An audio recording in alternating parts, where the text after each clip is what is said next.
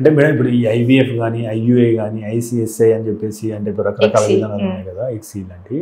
So అంటే ఇవి ఏంటి, ఇందులో ఏది ఎవరికి సూట్ అవుతుందని ఎట్లా చూస్ చేస్తారు? What are the factors? Again depending upon the course of the treatment మనం ఎవాల్యుయేట్ చేసుకుని ఏజ్ ఆఫ్ ద పేషెంట్ అంతా చూసుకుని వాళ్ళు న్యాచురల్ గా ట్రై చేశారు, కన్సీవ్ అవ్వలేదంటే the next step is going for IUI. IUI అనే పద్ధతిలో మనం ఏం చేస్తున్నామంటే హస్బెండ్ యొక్క సెమెన్ ని కలెక్ట్ చేసి దాన్ని ప్రాసెస్ చేస్తాం.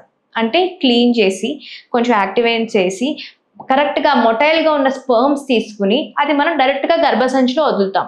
ఇది ఎలాంటి కపుల్కి హెల్ప్ చేస్తుందంటే హస్బెండ్ యొక్క మొటిలిటీ ఇష్యూస్ ఉంటాయి. ఒక సెమెన్ అనాలిసిస్లో మనం 4 థింగ్స్ అనేవి చూస్తాం.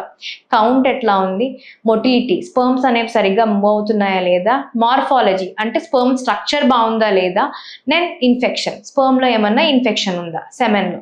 సో ఇవన్నీ ఫ్యాక్టర్స్ బాగానే ఉంటే న్యాచురల్గా ట్రై చేయమంటాం. లేకపోతే అన్ఎక్స్ప్లెయిన్డ్ ఇన్ఫర్టిలిటీ అంటాం. కొంతమందికి ఎన్ని మందులు పెట్టినా న్యాచురల్గా ట్రై చేసినా ప్రెగ్నెన్సీ రాలేదనుకోండి, అప్పుడు మనం నెక్స్ట్ స్టెప్ కింద వాళ్ళకి ఐయుఐ సజెస్ట్ చేస్తాం. సో ఎవరికన్నా మొటిలిటీ ఇష్యూస్ ఉన్నా అన్ఎక్స్ప్లెయిన్డ్ ఇన్ఫర్టిలిటీ ఉన్నా వాళ్ళకి నెక్స్ట్ స్టెప్గా ఐయుఐకి వెళ్తాము.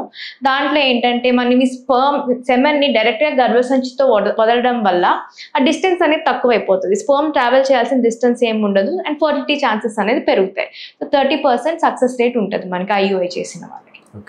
ఐవీఎఫ్ అంటే మనం విమెన్ యొక్క ఎగ్స్ని కలెక్ట్ చేసి హస్బెండ్ యొక్క స్పర్మ్ని కూడా కలెక్ట్ చేసి వాటిని ల్యాబ్లో ఫర్టిలైజ్ చేసి ఎంబ్రియోస్ ఫామ్ చేస్తాము. ఆ ఎంబ్రియోస్ని మనం Day 3 కానీ Day 5 ఎంబ్రియోస్ని ఆ ఉమెన్కి ప్రాపర్ హార్మోనల్ సపోర్ట్ ఇచ్చి అప్పుడు గర్భసంచిలో పెడతాం. ఆ పద్ధతిని మనం ఐవీఎఫ్ అంటాం. ఇక్సీ అంటే మనకి ఇంట్రాసైటోప్లాస్మిక్ స్పర్మ్ ఇంజెక్షన్. అసలు బాగా మొటిలిటీ ఇష్యూస్ ఉన్న స్పర్మ్ స్ట్రక్చర్ బాగా లేని వాళ్ళకి అన్ఎక్స్ప్లెయిన్డ్ వాళ్ళకి ఏం చేస్తారంటే ఎగ్ని ఒక ట్రేలో పెట్టుకుని పెట్రీ డిష్లో స్పర్మ్ అనేది వాళ్ళ ఎంబ్రియాలజిస్టే ఆ ఎగ్తో ఫ్యూజ్ చేస్తారు. స్పర్మ్ కదలాల్సిన అవసరం లేదు. ఇంట్రాసైటోప్లాస్మిక్ స్పర్మ్ ఇంజెక్షన్ అంటాం. ఈ ఫర్టిలైజేషన్ ప్రాసెస్ని మనమే చేస్తున్నాం. So this is called ICSI. ఐయుఐకి ఐవీఎఫ్కి ఇక్సీలో ఏంటంటే మనమే ఈ స్పర్మ్ని ఎగ్తో ఫ్యూజ్ చేస్తున్నాం. This is the major difference.